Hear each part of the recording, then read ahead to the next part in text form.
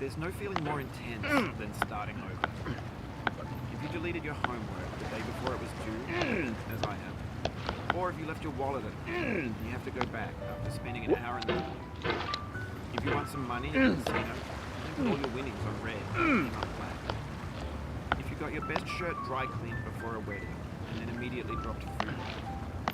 If you won an argument with a friend and then later discovered that they just returned to their original friend. Starting over is harder than starting up. If you're not ready for that, like if you've already had a bad day, then what you're about to go through might be too much. Feel free to go away and come back. I'll be here.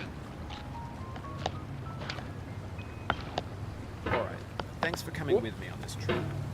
I'll understand if you have to take a break at any point. Just find a safe place to stop, quit the game. Don't worry, I'll save your progress, always, even your mistakes.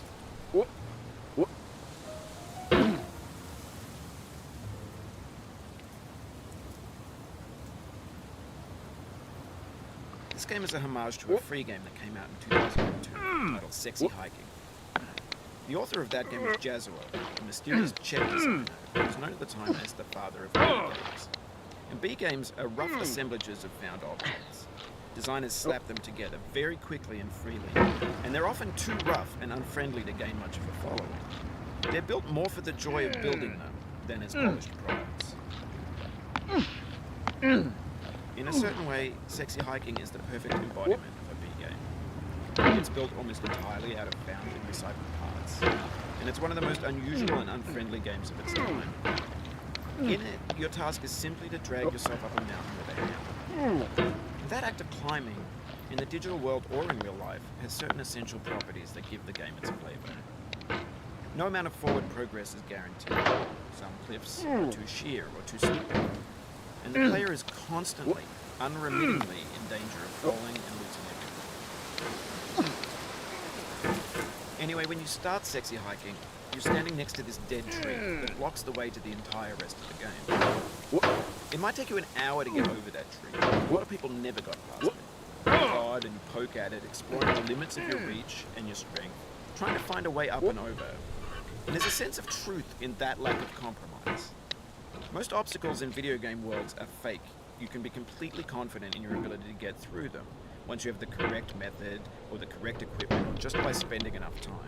In that sense, every pixelated obstacle in Sexy Hiking is real. The obstacles in Sexy Hiking are unyielding, and that makes the game uniquely frustrating. But I'm not sure Jazzuo intended to make a frustrating game. The frustration is just essential to the act of climbing. It's authentic to the process of building a game about climbing.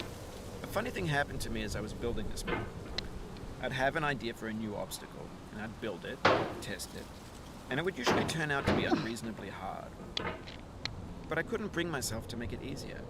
It already felt like my inability to get past a new obstacle was my fault as a player rather than as a builder. Imaginary mountains build themselves from our efforts to climb them, and it's our repeated attempts to reach the summit that turns those mountains into something real. When you're building a video game world, you're building with ideas, and that can be like working with quickset cement. You mold your ideas into a certain shape that can be played with, and in the process of playing with them, they begin to harden and set until they're immutable, like rock. And at that point, you can't change the world. Not without breaking it into pieces and starting fresh with new ideas. For years now, people have been predicting that games would soon be made out of prefabricated objects. bought in a store and assembled into a world. And for the most part, that hasn't happened, because the objects in the stores are trash. I don't mean they look bad or that they're badly made, although a lot of them are. I mean they're trash in the way that food becomes trash as soon as you put it in the sink. Things are made to be consumed and used in a certain context, and once the moment is gone, they transform into garbage. In the context of technology, those moments pass by in seconds. Over time, we've poured more and more refuse into this vast digital landfill that we call the internet. It now vastly outnumbers and outweighs the things that are fresh and untainted and unused. When everything around us is cultural trash, trash becomes the new medium, the lingua franca of the digital age. You can build culture out of trash, but only trash culture. Be games, be movies, be music, be philosophy. Maybe this is what digital culture is. A monstrous mountain of trash, the ash heap of creativity's fountain. A landfill with everything we ever thought of in it. Grand, infinite, and unsorted. There's 3D models of breakfast, Gen X's fanfic novels,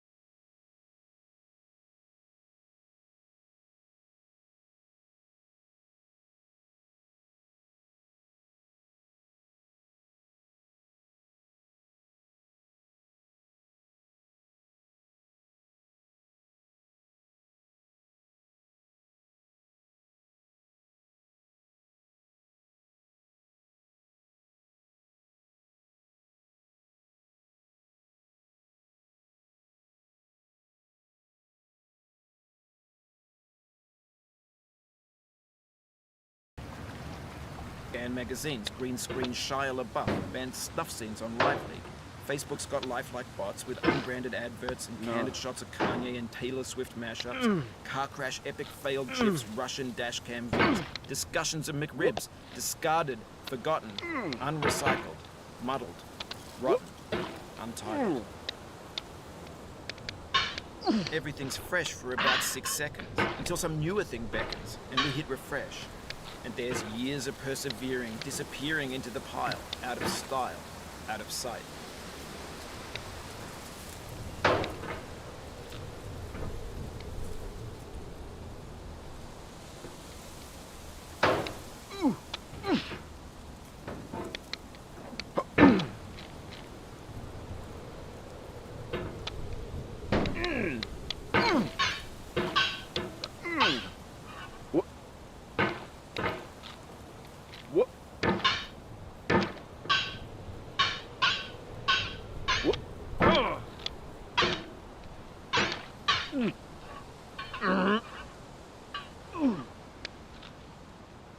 Oh, you just lost a lot of progress.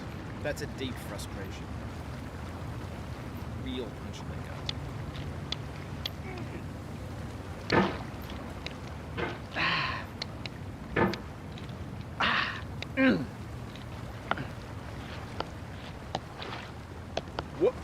Oof, sorry about that.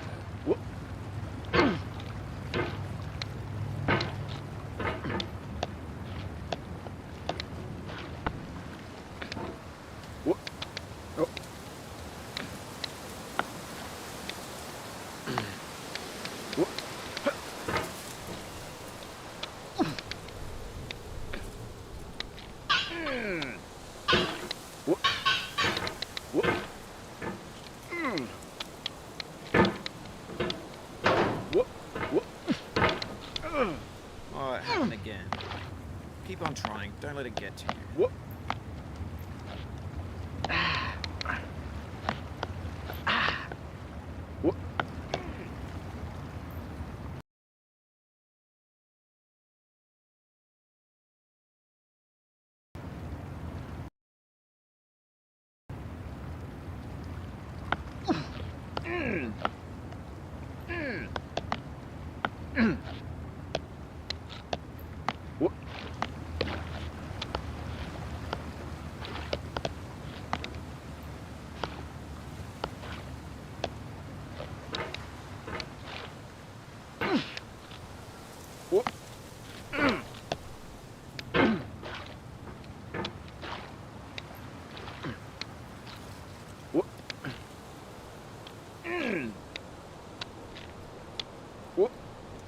This thing that we call failure is not the falling down, but the staying down. Mary Pickford.